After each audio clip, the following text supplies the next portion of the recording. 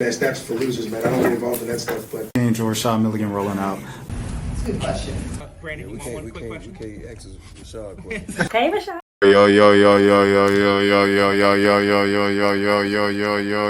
Yo. What's up? Welcome back to the channel. My name is Rashad Milligan. If you are new to the channel, this is the road to 5K subs, man.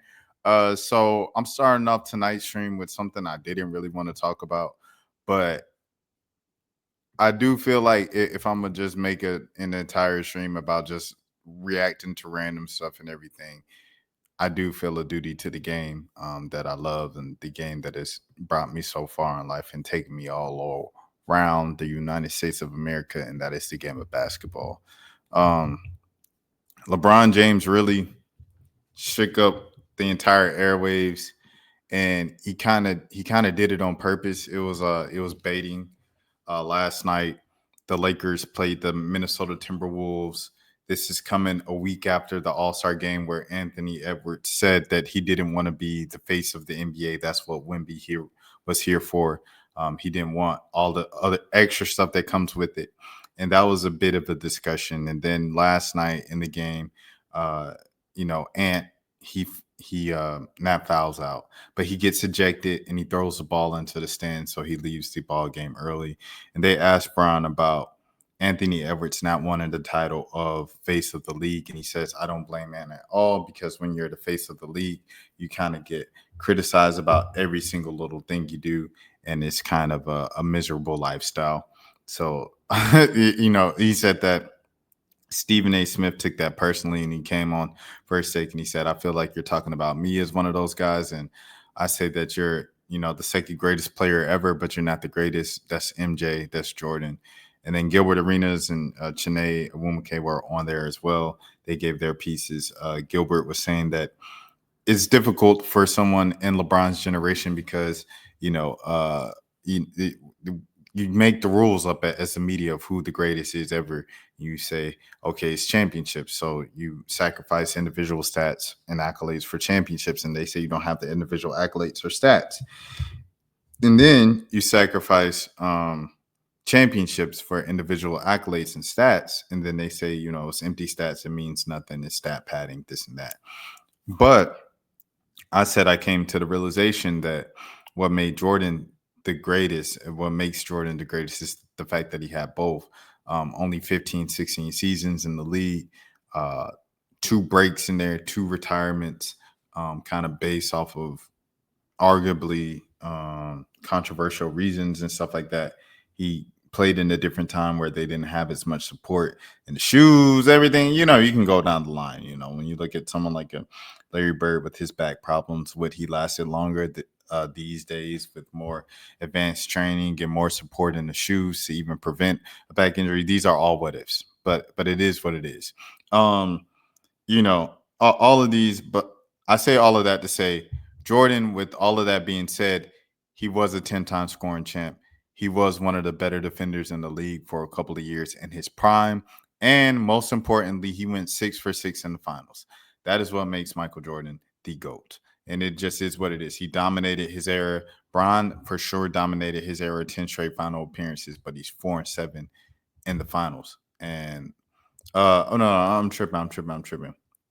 4-12 in the finals, because you have the 10 straight finals appearances and then one with the Lakers and then one his first time around with the Cavs, 07.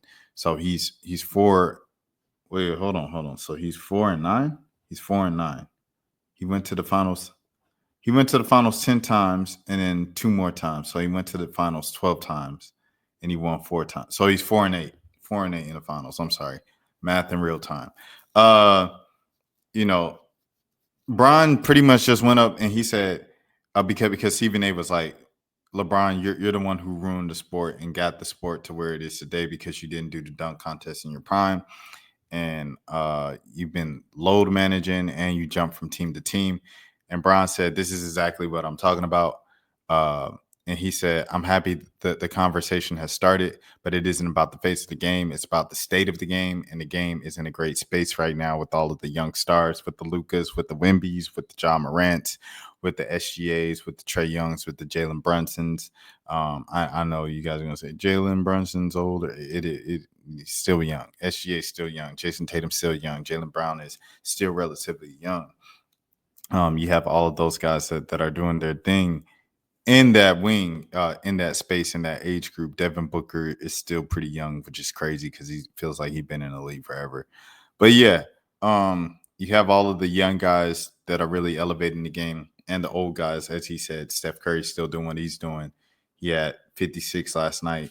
Hit a shot from half court at the buzzer of one of the quarters, I believe it was, or going into halftime, and then he did it again at like the end of the third quarter and hit 12 threes and, just dominated the game. He had 43 points going into the fourth quarter. And then it seemed like he was kind of cooling off because about 5 minutes left, he still had 43 points and he ended up with 56. Are you serious, Steph Curry? Crazy. I want to skip and give a shout out to Princeton and Harvard. Princeton won again. And last night, looking at Harvard, I said Harvard's my sleeper team in the tournament. I think they're going to win the Ivy League, and I kind of wrote off Princeton. Princeton beat Harvard for a second time. And shout out to Hermione Turner. She was held to 15 points tonight. So shout out to Princeton for the defensive effort, the game planning around Hermione Turner, and getting it done tonight. I don't know who's going to win the Ivy League. That's a whole nother way off thing. But going back to this basketball and the state of the NBA, I went on a similar kind of venting session last night, speaking about Zion Williamson and him not getting the credit or the attention that I feel like he should be deserving this season, because he is in the best shape of his life and he is playing some of the more consistent basketball of his life. He just had his first triple-double last night. He didn't play tonight because it was the second half of a back-to-back. But I don't know. The biggest thing of him was like, you're not in shape. And he's been in shape. And he's playing all around. And he's fighting. He's competing. It's not empty calorie stats. You see him on the bench. You see him even when he's not playing. He wants to win every single game. He's a competitive dude. And that's something that you can't say that he's not a competitive guy. He's not a winner. He doesn't want to win. The Pelicans, the only thing they're literally kind of playing for right now, I guess, is for kind of a booster, some momentum going into the offseason until next season, and everything like that, because you don't want the season to be so bad that all the confidence is shot in the locker room and no one believes in the organization or the team anymore. And you don't want to have the team move. Like, above all, you don't want the team to get Gail Benson to sell the team and they go somewhere else. So all that stuff matters. But yeah. So that's what I want to say about that. Like, Kawhi's been playing. I don't know what Kawhi's been doing. I've been hearing mostly James Harden when I hear about the Clippers and stuff this year, but he is back and he is playing again and stuff like that. There's so many storylines, so many great players are around the league. Like Brian said, OKC is very dominant, bro. They look like they're on another level. Tonight against the Hawks, they kind of made it look effortless. Namely SGA. He didn't even get to the line for real until like the fourth quarter late in the game. But it was just quick, easy, kind of step through the defense and get into the hole. You're thinking about, where is Dyson Daniels? I don't know how often Dyson Daniels was actually on SGA tonight, but it seemed like it just didn't matter, bro. And then even around that, Aaron Wiggins caught fire in the first half. J-Dub, Jalen Williams, obviously, it's an established all-star. Like, dude is dominant, bro. I'm not even going to lie to you. Chet Holmgren had some moments in the first quarter. He went out with an injury, and they set him out, I want to guess, precautionary reasons for the rest of the game. But, yeah, man, that team, dude, so good. Hartenstein, bro, what the heck? They got someone, bro, they can literally go like 10 deep, bro. And they're all legit, dude. OKC's tough.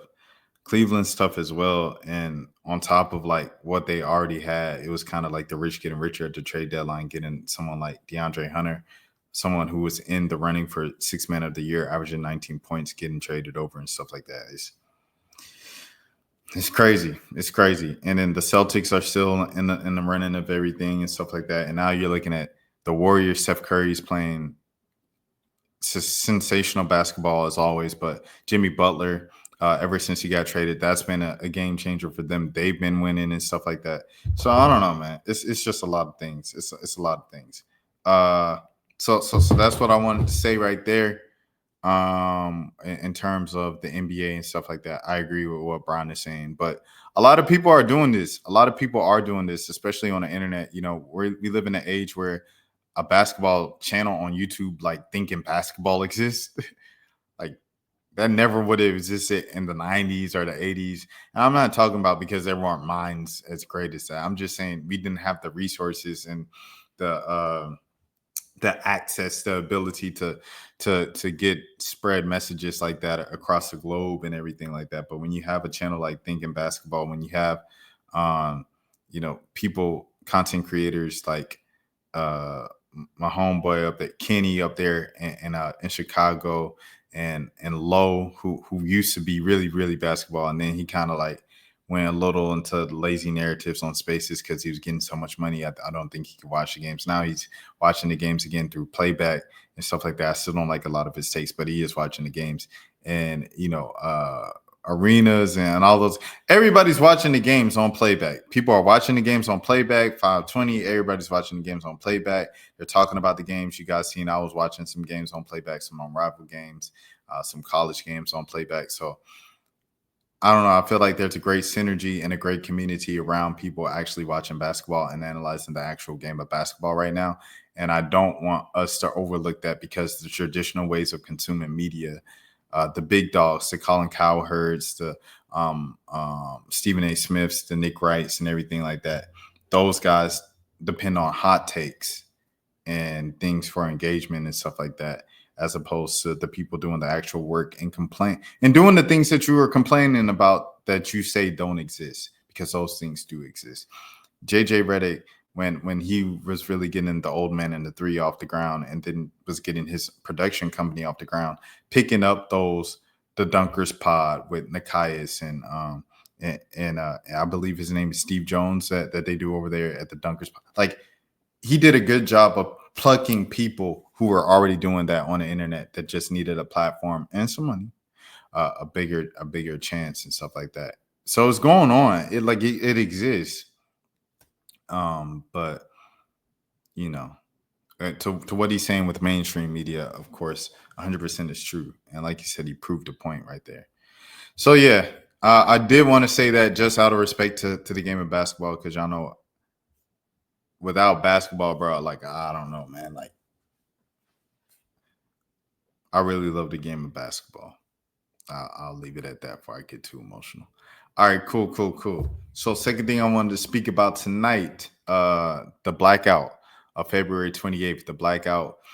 So a lot of people, it was a lot of allies and stuff like that out there that were, not doing it as well, that were in the blackout, participated in the blackout as well, protested, had their signs out, all that stuff, because of, just being allyship, but also being other parts and other pockets of DEI initiatives as well, being taken out of major corporations, namely like the Targets and Amazons, all of the things you've seen, all the performative stuff you saw, the taking the knee and throwing up a fist, wearing a daishiki, and making Juneteenth a federal holiday, and USA Today telling us that it's now our company-wide style that we capitalize the B in black, and all of these things after George Floyd had a knee on his neck for 9 minutes in 2020, that just erupted in, oh man,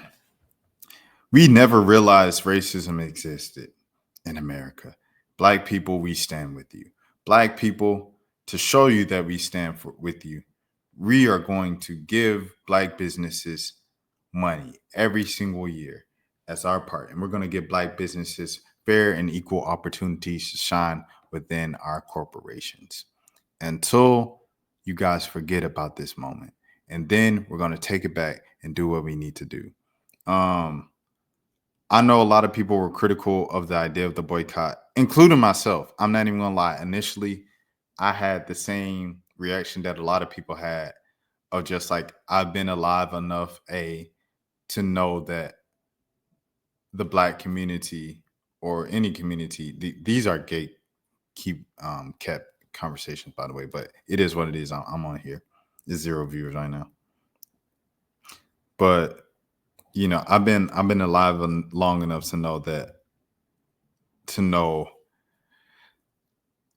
I'll say it straight up. Our community cannot be united enough to do one thing together. So it's like, if I know everybody's not going to participate in it, I already had that skepticism. And then B, I had the skepticism that a lot of other people had, that like, what is one day going to do to $1 billion corporation, multi-billion-dollar corporation? And at the end of the day, I participated in the boycott because it's like, it's small. I don't know if I can get in trouble with this as a member of the media, but like, I'm a sports journalist, so hopefully not. And I talk about hip hop mostly, so hopefully not. Because these things are political, but it's like, when it comes to black people, I don't view it as like 100% political, because it's like, I'm black, like, you know what I'm saying? It's very difficult. So if I get a talking to, sit down or whatever for this, I'll deal with it then. But yeah, let's get back to it, to the main point. With I said, okay, regardless, for myself, I feel like it's a symbolic way to show that I'm down for the movement for myself. I can't speak for everybody and everybody else, because if everybody else thought that exact same way, okay, my little bit might not help, but if symbolically I can show that I'm down, that I could, sacrifice for a short period of time, 24 hours, whatever, baby steps, little dirt. If I could just spray like one sprinkle of dirt right here on the tip of my fingers, right here between my index finger and my thumb, onto the little dirt hill, and the person next to me, my neighbor, does the same thing, and then their neighbor does the same thing, by the end of the day, we gonna have a little ant pile in that mug. And then the ant pile from this community is going to turn into another ant pile, and it's going to turn into a big old hill at the end of the day across America. If just a little bit, sprinkle this, sprinkle this, sprinkle this. And as they always say, slow motion better than no motion. So it was always, for me, the principle as opposed to the actual kind of act and stuff like that. Because I do agree with y'all. Like, multi-billion-dollar companies, 24 hours ain't gonna do nothing. But let me just try. And I'm not even, I'm saying, I see a lot of kind of bots and people paid to push propaganda that goes against the traditional popular beliefs of what a typical black person would think and stuff like that. Like, you're not fooling. You might be fooling some people, but you ain't fooling me.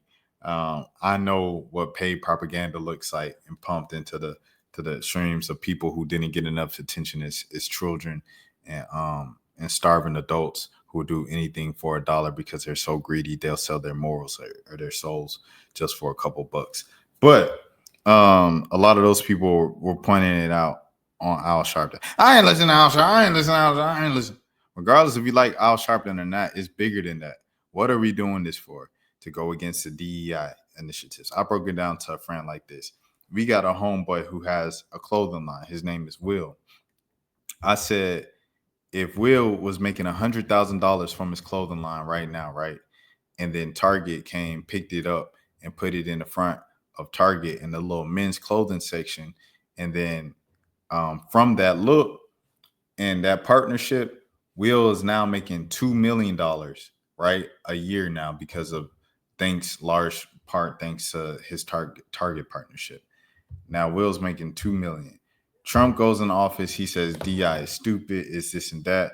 It's disingenuous. People aren't working hard for what they deserve. They're getting it just because they were born a different color or a different gender. Target says, you know what? Heck yeah.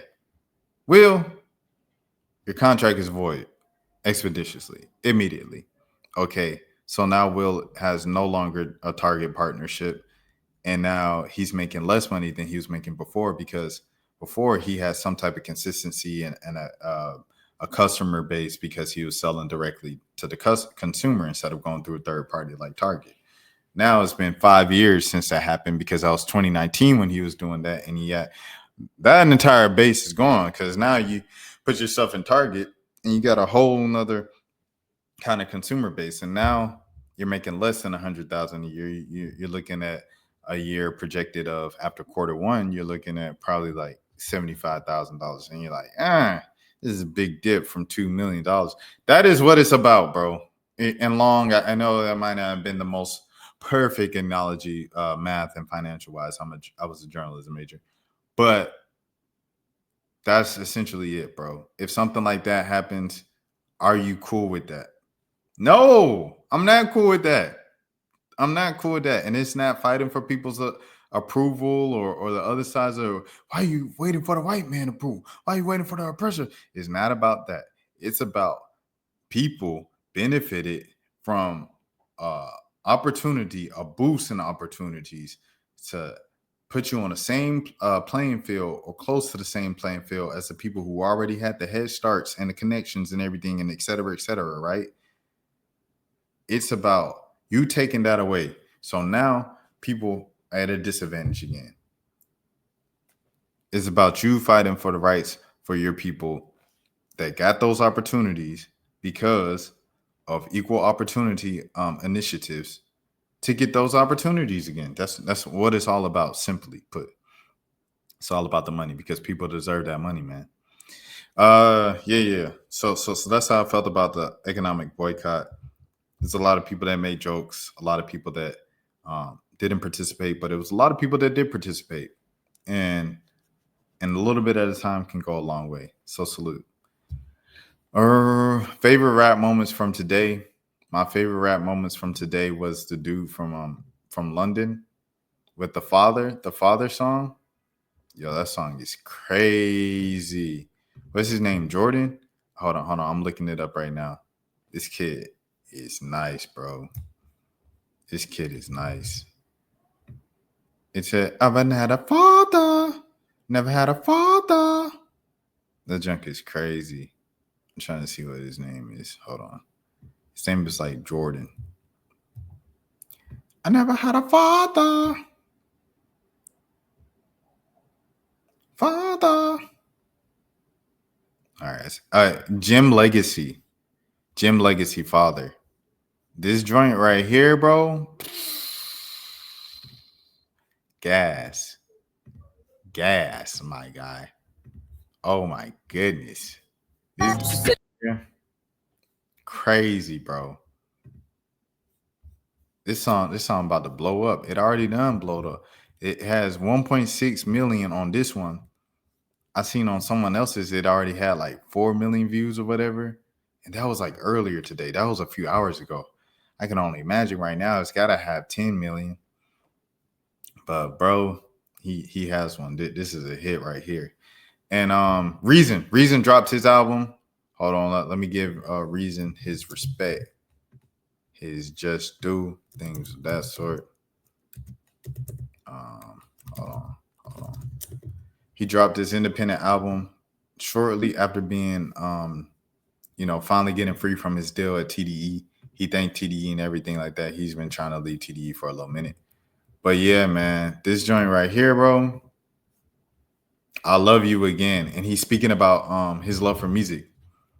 And it's kind of been a theme with rappers and hip hop right now, like of their love of talking about losing the love for music because of the business and being discouraged of the journey and music and stuff like that. I saw with Devontae Hitchcock.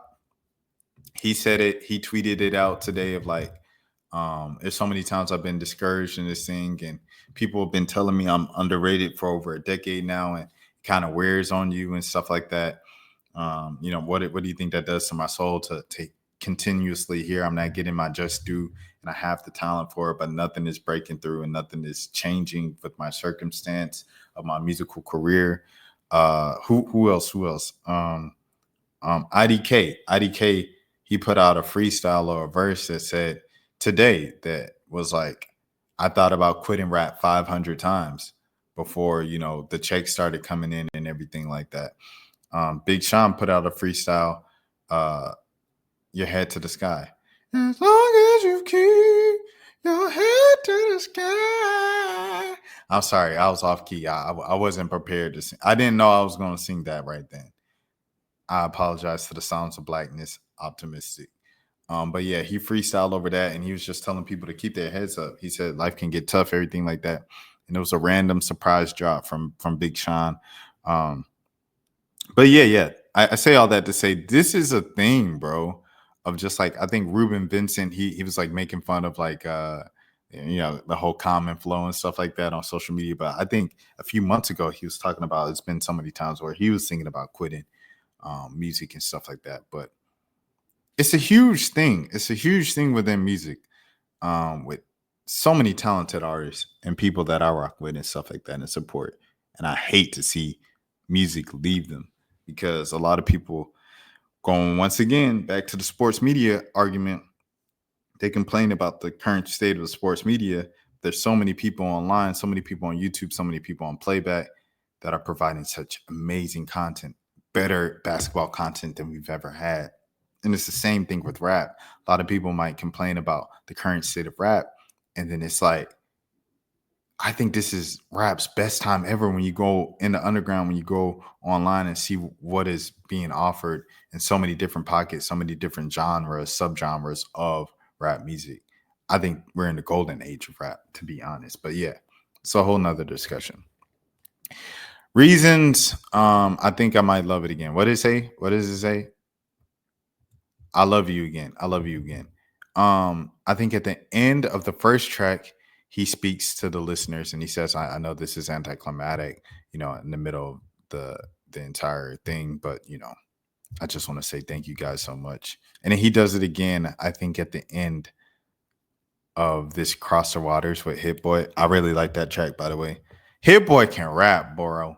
Hit Boy can rap. I've been like when he did the Slipping in the Darkness, that was the first time I was really put on game with his rapping.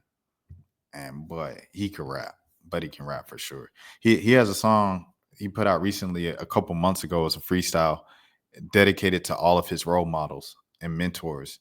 And like he does a verse to Ye, and then he does a verse to, and he's talking about, man, what would have happened if I would have stayed around you guys after the Watch the Throne era? Like, I don't know. Hit Boy's just dope, bro. His beats is dope.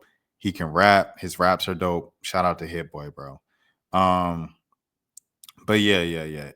He does like another thing of just like thank you everybody for staying patient with me through this journey. It's very beautiful. The Coup de Fran, I ain't heard Coup de Fran in a couple years. He had the what do you get? He had the song Colorado. Man, no. Coup de Fran. Hold on. But he has like one of my favorite songs. Like I was listening to Coup de Fran like a lot, bro.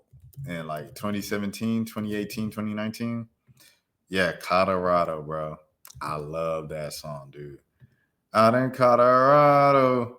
I don't know. I forgot how it went, but he was like, if she ever thinks he running, then she done whack. But I bet that you will love. Anyways, I'm sorry. I got thrown off. But Kuda, I believe, is singing on this joint. Junie singing. I liked her feature. And then my brother Ben Riley. Fleece, he just flexing. He just flexing in the middle of the project with the Not What You Think in the Fleece. And then the 100 freestyle with Ben Riley. Oh my gosh, bro. Ben Riley, Ruben Vincent, Marco Plus, the letter M, Dalen Gideon, Suave, Samara Sin, Lil Sims, it's Saba. We got some of the best rappers. Mike, Earl, if you want to go down that route, Boldy James. We have some of the best just technical rappers who have ever existed in this time period, bro. Absol, I don't know if people are going to appreciate it. Daylight, Kendrick, Cole. I don't know if people are going to appreciate it, bro. But yo, this dude Ben Riley snapped again. Reason snapped the whole project. I ain't even gonna hold you. Reason snapped the whole project. It reminded me a lot of like the IDK project, where I like IDK's rapping and stuff like that. IDK has heavy like Kanye influences and stuff like that, but I really like that project. I haven't revisited it a lot, but like it was like when I first listened, I really rock with it. Corday, excuse me. Let me shout out Corday as well. But yo, the 100 freestyle, bro. Dude, sample We Major. Let me tell you how crazy Reason is. He sampled We Major.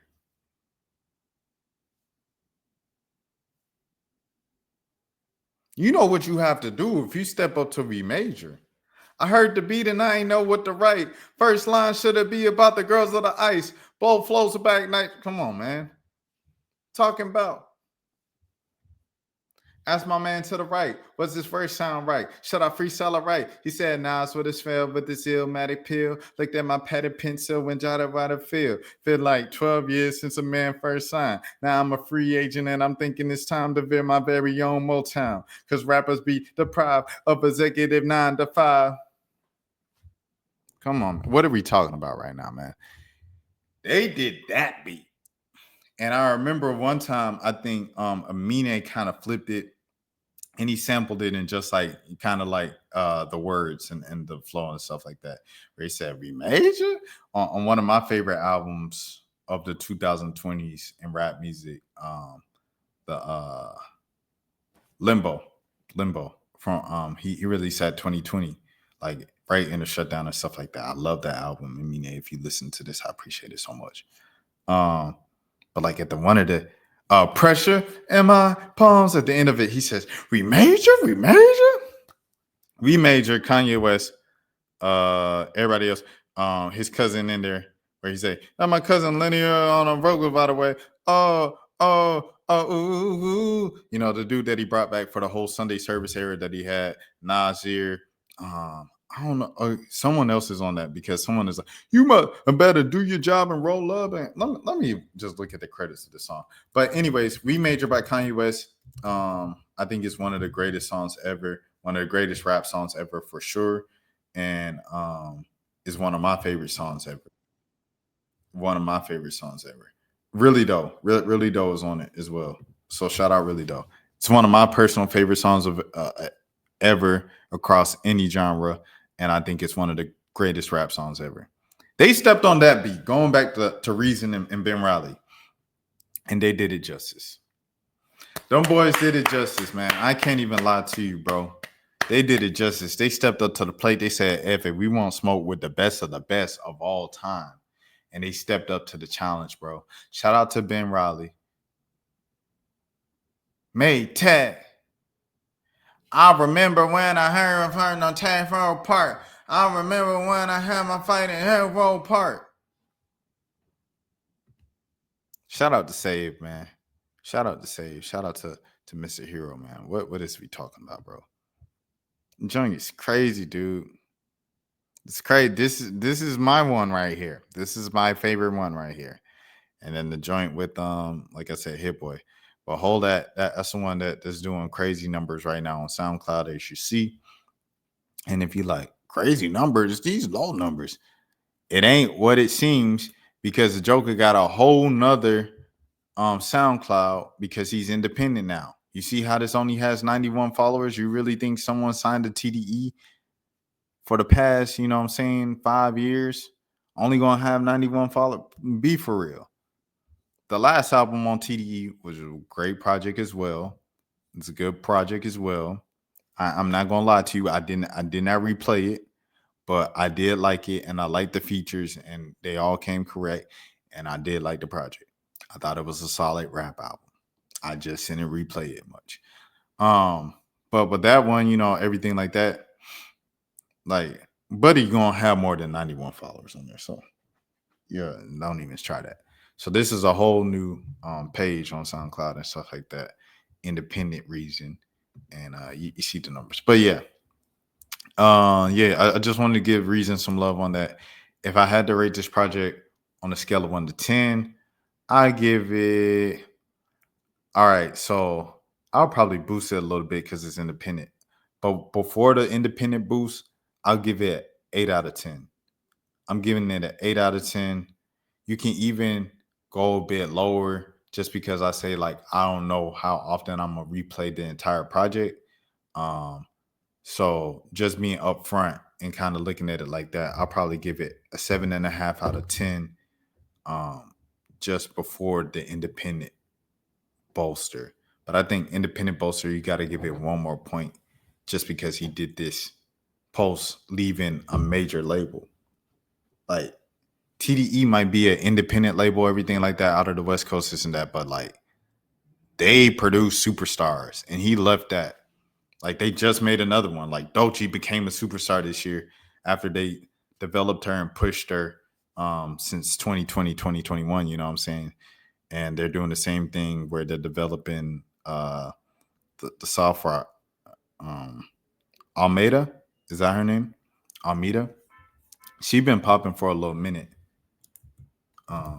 Yeah, but I believe it. Yeah, no, not Almeida. That's the Salon song. Let me see. TDE Alameda, Alameda.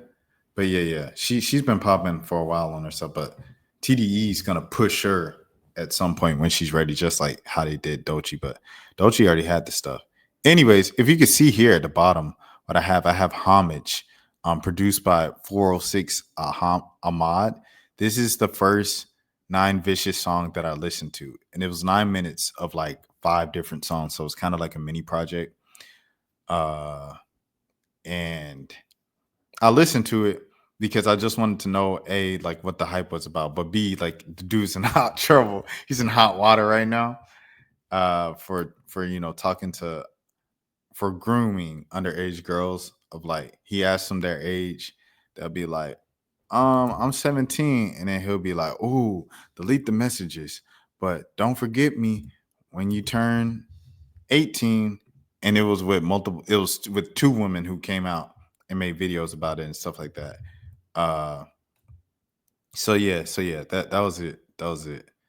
Um one of the girls, she said, what did she say?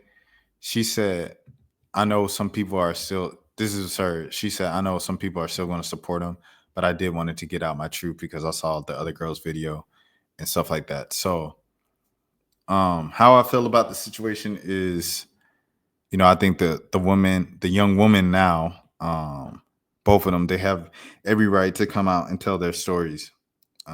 When they see someone uh, who might trigger them or anything like that, because you don't have the right to tell someone how to react to something, right? You don't have the right to tell a victim how they should react to anything. And hold on, I'm about to switch my camera. Give me a second. You don't have the right to tell anybody how to react to anything as the victim, right? Like that's their story, that's their way to react to it, however they want to react to it. And when someone becomes successful and famous, and you see their faces everywhere, you hear their voice everywhere on TikToks and everything like this, because these are still relatively young women. They're like this girl, I think I don't know how old she is now, probably like 19, maybe 21 at the oldest. These are young kids still. So it's like they're on social media, they're on TikTok, they're in the same pockets of kids, the age group that listen to this dude's music and stuff like that. So seeing it can be triggering. And if you need to speak your piece to let people know, hey, this is this guy and he's done this to me and he's added this kind of type of emotional toll on my mental and stuff like that. You know what I'm saying? Like that's their right. That's their right. They have every right to do that. It is what it is. And on his end, for it to be with multiple girls and stuff like that, it's a bit alarming. Like, because you can say with one of them, like this girl right here, she was 17 and he just turned 20. You can say, oh, the age gap isn't that bad, whatever. It's not up to you to determine what it is. It's up to A, the law, and then B, the minor. And the girl said she he wasn't her type. So it's like not only was you talking to the girl that was underage once you turned 20, you was kind of pursuing her against her wishes. She didn't even want you to chase her, and you was chasing her. And you know what I'm saying? So it's like we got to do better. I know his team has come back and kind of DM some of the girls and messaged some of the girls since they've come out with their stories and everything like that, and said, "Oh, we want to clean it up. He's just getting started. He's just getting popping and stuff like that." You know, I don't think that's the right way to go about it. I don't think you should try to silence victims if you're trying to make it something look good. I think what he needs to do, if he hasn't come out with one already, is come out with a statement apologizing. Apologize to the woman directly, not indirectly through your team, through your publicist or anything like that. But you have to, you have to, you know what I'm saying, be accountable, bro. You can't ignore it. You have to make a statement and say, yo, it's not cool, it's not this and that, this is not, it's not blah blah blah. You have to say something, bro. And you can't be nowhere near again, bro. If the girl see this what I used to have to do when I was because Nine Vicious, how old is he? Like 22? Let me see. Nine Vicious age. He is now, I don't know how old he is. What's Nine Vicious age? People laughing. Oh, this is bad. This from 3 weeks ago. So they said probably between 19 and 23. Someone else said between 20 and 25. So they don't know his age, but he's in his early to mid 20s, right? When I was in my early 20s, one thing that we had to do was like, if you looking at anything on social media, Instagram, whatever, the thing you need to look for, the first thing you need to look for is some high school graduation photos. If you ain't seen no cap and gown, no high school graduation photo, and then once you see that, you need to look at the year. Okay, she posted her high school graduation photos a year. No, thank you. She posted her 3 years ago. Okay, we can proceed. But yeah, don't be getting caught up this and that. And because folks, as you've seen with other dudes, some women will lie or whatever. Oh, I'm 19. Oh, you know what I'm saying? That they don't even get caught up in that. So I think for him, he need to just stay away from that whole world altogether. He needs to apologize, make a public statement about how it's not cool. It's not, you don't need to be grooming. Own up to his mistakes and say, I did message these women, these girls, these then girls after they told me their ages. And I continue to pursue something that I knew was not right. And it's up to me as the older person in the situation, as the adult in the situation, to take accountability for it. And as the man in the situation, to take accountability for it. He needs to do that. Because I don't know, like I said, the music ain't bad, bro. And me as an older, person and kind of the world of young people and stuff like that, as an unc and in the world of young people, yeah, I'm definitely on. I'm definitely on. I ain't gonna lie to you. I'm definitely on. But as an unc age, things of that sort, listening to this homage joint, I didn't hate it. And a lot of that stuff now, I do not be liking, bro. I don't get it. All that like it is not for me. I don't like a lot of the new underground sound and stuff like that. So for me to like it, it's good stuff. You're a talented kid or a talented young man. But you don't need something like this holding you back so early on in your career. You need to make a public statement. And in the public statement, you don't need to just deny, oh, I ain't do that wrong. I ain't do not. I feel like that's one of the ways Sheck West went wrong, right? Like Sheck West, I feel like could have gone so much further if he just would have like took accountability and was like, yo, I didn't treat women right in the past, specifically Justine. And he was just like, Justine, I apologize, but I ain't do nothing wrong. Like that was his statement. And it's like, no, say, Justine, I'm sorry for the pain and the so and any of the sleepless nights I caused you from my abusive behavior, verbally abusing you, emotionally abusing you, while I deny the fact that it was, you know what I'm saying? Like, But just own up to something, bro. And that's what Non Vicious needs to do right now at the start of his career before this thing continues to blow up and get even worse. Before his career is over, before it even starts for real. So that's what I think Non Vicious needs to do. But he looks and kind of sounds like, if I'm not mistaken, Nino Paid. And they came out at the same time, so I don't know, man. Like I said, I'm unk now. Tia Korean. So Tia Korean today, she dropped a new joint. It's called 8. And it's pretty much just like the name of the song is 8. Okay, my bad. I apologize. I didn't expect that. But the name of the song is 8, and it's like a dance joint, a dance hall joint, a Brazilian house music and everything like that. Voguing music and down to the name of the song, Voguing music and stuff like that. So think Beyonce Renaissance, all that good stuff. Renaissance Act 1, of course.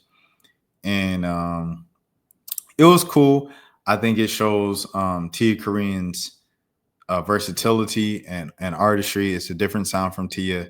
And I really like the lyrics and stuff like that. I like the bounce and I like the creativity of the music video. I thought it was all very cool. But the reason how I even found this is because I went back and was like, has she released the other song? And the other song that I've been waiting for since she teased it was she teased it in like October. And it was I think it was produced by Kenny Beats. And it's called Different or something like that. It's designer drip, body fit, Michael Jackson, this is it. And I've been waiting for this song for months and she won't drop the song. So anyways, I go to her page because I see people reposting, the 8 video and stuff like that on the timeline. And I'm like, has she dropped the other joint yet that I've been waiting for? Because like she's been teasing that since, she performed it at Rolling Loud, the full song. That's the first time I heard the full song. I was excited, stuff like that. But yeah. So I went to her page and then I went to media to scroll up and find this designer drip, Potter drip, Michael Jackson, because I wanted to hear the snippet again, anyways. And in it, if you don't remember, you might remember. I'll pop a little link on it in this video.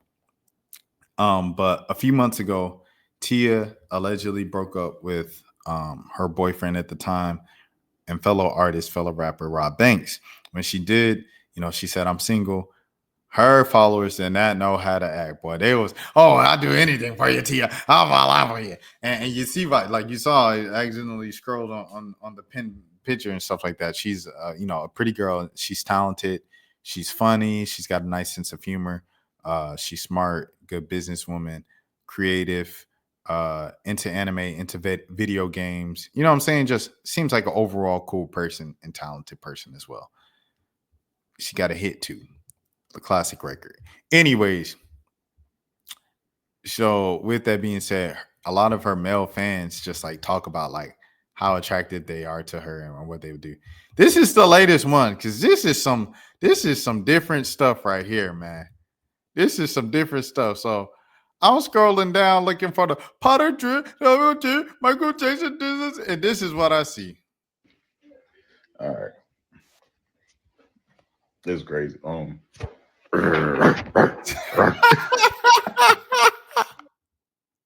Grown man with a beard. She said, "The bark is unacceptable. I need it louder, boo." This man pays bills. You can just tell by the plaid shirt he got on. You know he pays bills. So you know what he did? He said, "Not one." All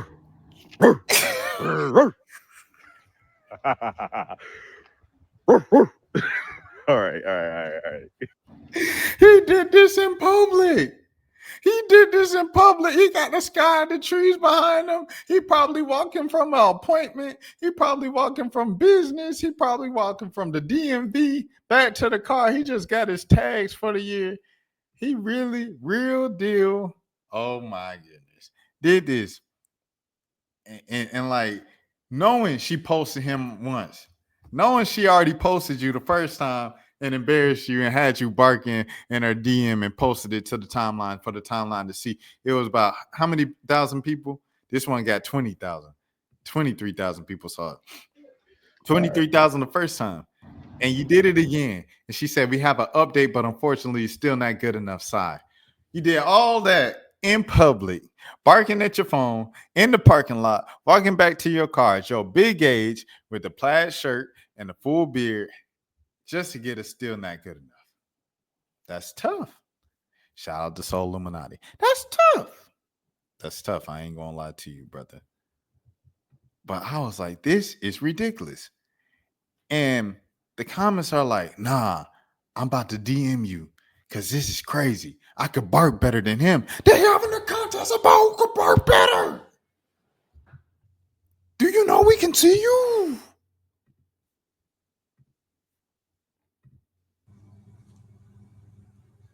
Here's my attempt because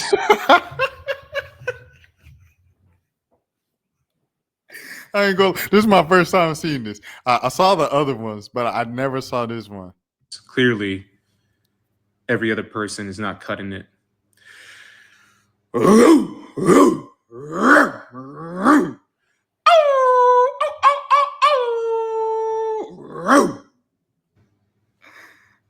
yo. Here's my attempt. Hey, yo. She said, now this is a bark. Thank you. She said, thank you, fans. Good. Come on, man. We got to stand up. We got to fight back, man. What is we doing right now? Yo, Tia Kareem got her male fans barking at her, recording it, and sending it to her in her. Oh, my goodness. Self-humiliation rituals, man. So then we got another guy. I don't know. He kind of snapped, babe. I saw this one. I didn't see the other one. Is he bothering you, babe? No, baby. This is insane, bro. He said, son did both. Well, I'm gonna retire here.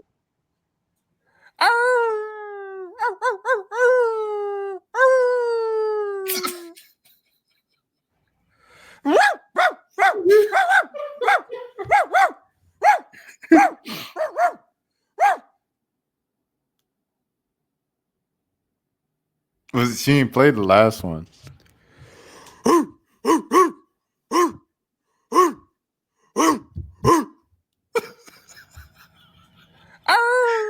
This one got 10,000 views. This one got 9,000 views, and these got 23,000 views each. Insane. Shout out to Tia Korean. I like the joint. Like I said, I think I said this in the last one that I talked about her last video. I talked about her, but I like the joint she had last year with Tia Korean, Mike Tomlin. I like that song as well. Shout out to you, Freaky T. Shout out to the Freaky T, man. Okay, DDG. I guess this will be my last thing. I did not expect to do an hour tonight. I'm not even gonna hold you. You've got a long to do. Shout out to DoorDash. Like I say, it's always make sure you subscribe. 5K. I'm gonna get you $2 bread. You ain't gonna have to watch no more ads during these reactions. DDG's cabin stream. First, people were upset that DDG didn't invite Crystal, being that DDG invited all the members who signed to Zooted to his cabin stream, and Crystal, who signed to Zooted when she first started YouTube, was not invited. Why didn't you invite Crystal? Isn't she Zooted? Y'all really want me to tell you? Because I thought Crystal was going to be here. It's really just because I feel like out of respect. G-O-O-N. Out of respect, because I met her. DeAndre donated $1. DDG, are you bringing back Yo Only? No. But I met her through Polo. You know what I'm saying? I wish a nigga would invite. You know what I'm saying? Yeah, I feel it. I just couldn't do I don't it. understand that. No. What you mean? You'll do a song for Bad Gallery donated. People were calling DDG colorist because DDG wasn't showing Cleo more attention than the other girls, which wasn't true. Does DDG have a closer relationship with Seven than everybody else? Yes, but that has nothing to do with her skin color. That has everything to do with the situation at hand. She's a mom. He's a father. They can relate more. She's a single mom, so he looks out for her a little bit more than others because she is raising her son alone. So their relationship is a little bit different than everybody in the house, and that's understandable. As as you get older, you start to relate to different people. I think Cleo in the chat kind of read that wrong. And Seven and Lala are cool outside of social media. So everywhere Seven was going, Lala was. So it looked like they were always together. But DDG was showing Cleo and everybody love. So I don't see what people are talking about. Do you really think that DDG's a colorist, or you just click farming?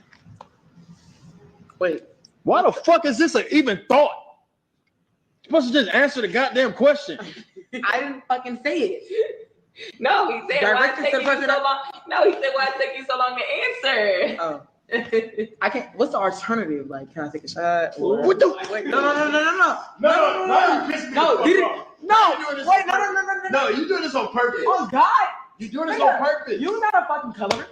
Okay, then why did you answer the question when she asked? You get on my goddamn nerves now. I know. I was taking my time. Damn. Yeah, this is the fifth time she canceled me this whole time. It is bad, girl. People in the chat was saying that Lala was dry and standoffish, and it looked like she had an attitude the whole time. Whoever just said I'm dry, how about we add you right now?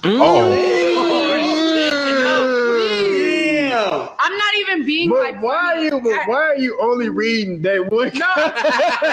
It's so many good comments. Don't stick out because they put that in caps. No, honestly, I'm not even being funny. Like, it's not that it bothers me. I just think it's funny to even comment that, because what do you want me to be doing? I'm not about to be twerking on here. Like, I'm not. No, but regardless, it's just like, what the hell? I don't have an extra personality. Like, I just don't. People are accusing her of messing around with DDG, knowing that was Ruby Rose's ex. Y'all know Lala and Ruby Rose used to be best friends. So people were dragging her because of that. Well, she did speak out. Here's what she had to say. No, it's not even because of a specific comment about that person. What it was, I think why I just needed a moment when we were streaming was because, guys, it was back to back to back to back. I'm a human being with feelings. I'm not asking for sympathy. I don't want to be a victim. I don't care. If you don't like me, you don't like me. That's all it is. I'm not begging anyone to like me. I don't. Yeah, whatever. But I just needed a moment. I got mentally overstimulated, and like I said, I have feelings. I was just like, okay, dang, how many times are you going to say the same comment? It was like 10 comments in a row. So naturally, I did the right thing in that moment and wanted to just have a little mental break. That was it. Jay Seiko, who also popped up at the cabin, was defending Lala as well. I see a lot of people going off on Lala, bro. I listen to a lot of that shit, bro. I gotta understand, bro. Everybody not meant for a camera, you feel me? And that's cool. But everybody just got different personalities. You feel me? Like, she probably just more chill, like more laid back. You know? Like, everybody's not entertaining, you know? Like, as far as like in their own way. You know? She probably meant for like short form content. She like streaming is different, bro. Like, you gotta be entertaining all day. You gotta use up your energy all day. You know what I'm saying? After a 10-hour stream, bro, I'll be exhausted. You know, but everybody's not. All right, now 5K, we gonna get the YouTube ready. Cleo said that her and Lala got into it at the cabin. I love 7 Down. No shade. She checked up on me when I got back home. Can't be mad at her. Love her down. Like I said, I think that a lot of stuff wasn't, it probably wouldn't have been funny to certain people. But Lala, I think Lala, people was asking me if I fucked with Lala. I think she's a sweet girl. I think she's a sweet girl. We kept getting into it though. And then hugging it out after. Like, I don't know what it was. I don't know. I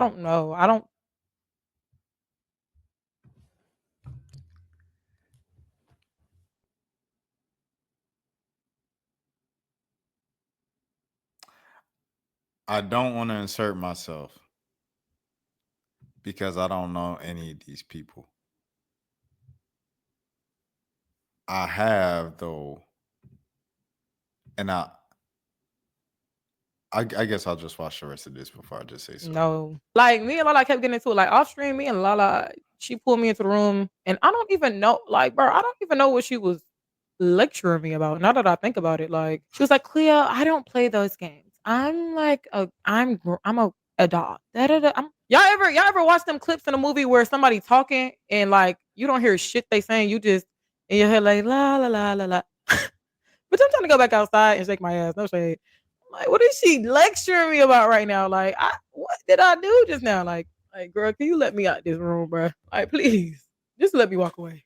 I will not talk to you for the rest of the night if we just gonna keep getting into it, mom. But I think I like in the end of the whole lecture, even though I don't know why the hell she was mad, I think she was just drunk. I'm like, oh, okay, my bad. Like, I didn't mean for it to come off like that. Still in the back of my head, I don't know what the hell she was even talking about. People said that Seven was doing way too much on stream. Here's what she had to say. A lot of you have already known me for years and years and years. You guys know my sisters. You see that they're shades darker than Cleo. My mother is a Black woman. It's just, I can't make everybody happy. So I made sure she was fed. I had talks with her. I had fun with her.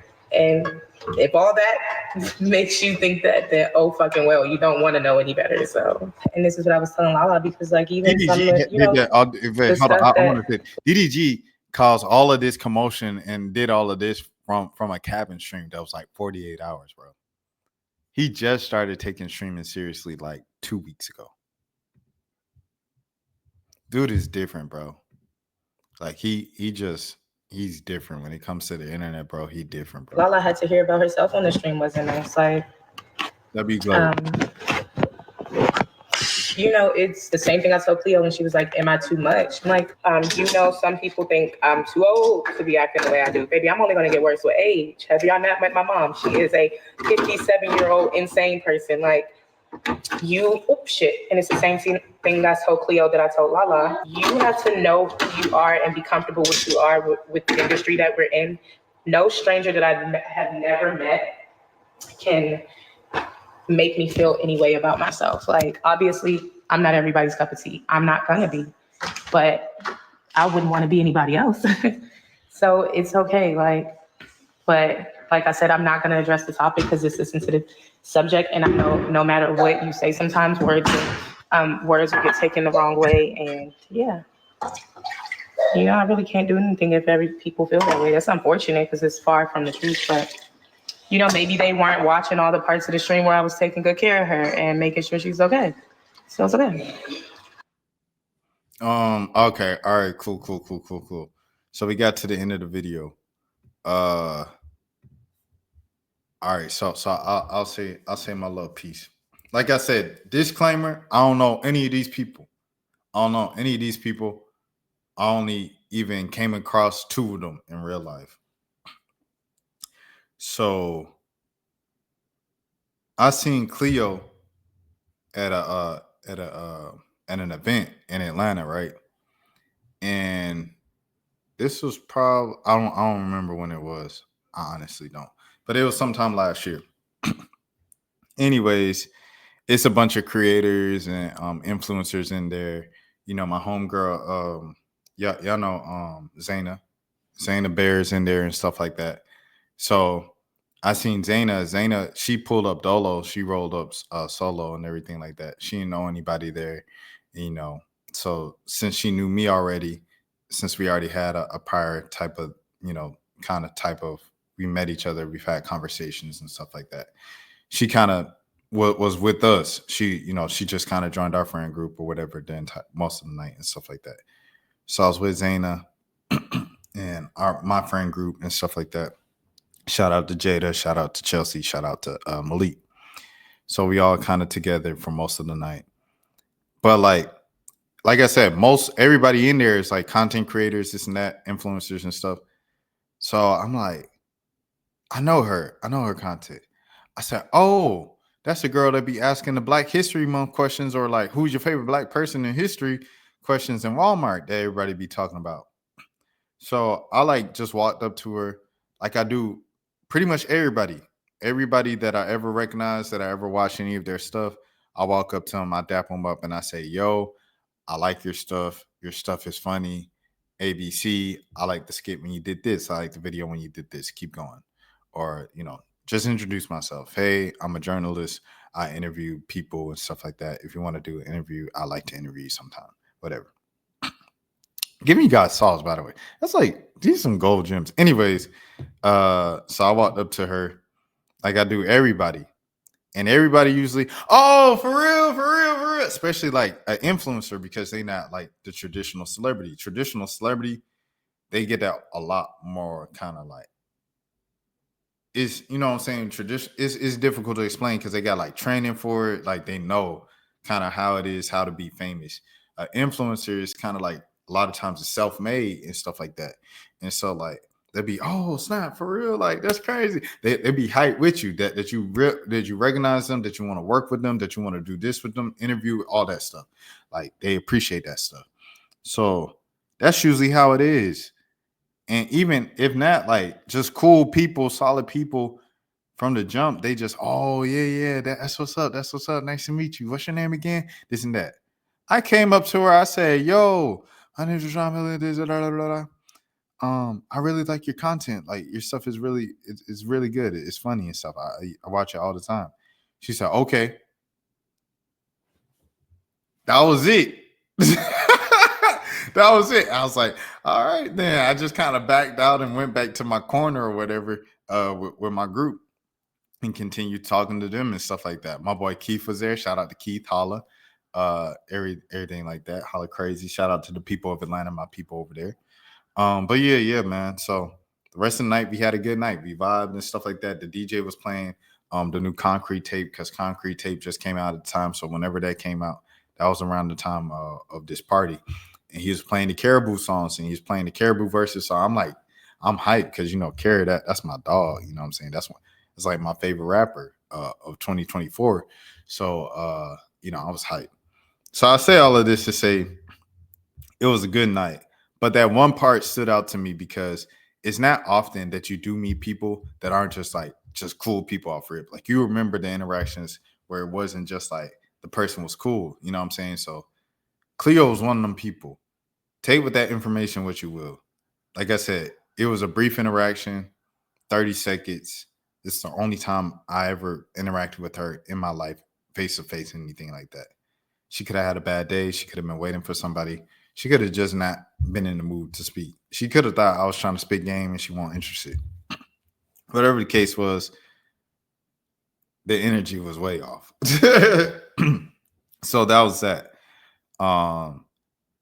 And now looking at this video, I don't know if the way it's edited, if it's framed a certain way, but it's looking like Cleo was really just like, you know what I'm saying? Like trying to start stuff.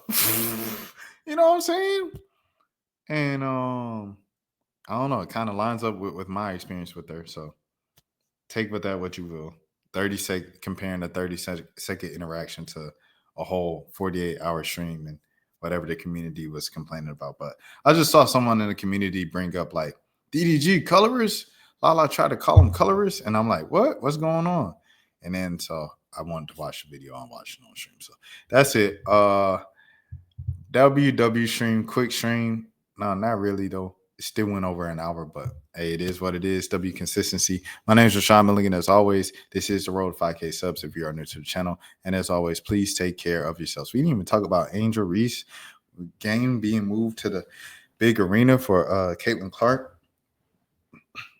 Excuse me, when they come in town for Chicago. We already know Washington's moving a couple games up to the big arena. Vegas is moving a couple games up to the big arena. I know Atlanta's moving a couple games up to the big arena as well. They only did the Fever last season, the Atlanta Dream, but they're probably going to do more games in the big arena, State Farm Arena, this upcoming summer. So excited for it all. Be very excited about the state of basketball. Basketball is in a great space. Hip hop is in a great space. Appreciate it all, man. Don't be fooled by these people who tell you that it's in a bad space. It's not, bro. You just got to go digging for the good stuff. And with that being said, you all take care of yourselves. Have a great night or a great morning whenever you're watching this. That's for losers, man. I don't get involved in that stuff, but Angel Rashad Milligan rolling out. That's a good question. Brandon, we can't ask Rashad. Hey, Rashad.